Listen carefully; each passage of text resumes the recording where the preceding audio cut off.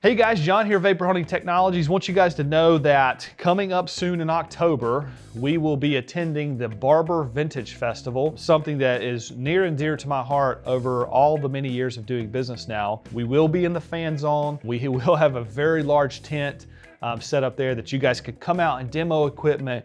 You can buy replacement parts, you can buy abrasives. We're gonna have a team of people there that are going to be helping serve you and your needs. There's going to be equipment there that you can take home with you. So if you haven't purchased yet and you're interested in doing so, we're going to have a trailer load of equipment for you. If you want to possibly get in on like a pre-order deal or a pre-order special, call the sales team. We might be able to bring it down for you so you can pick it up and take it home.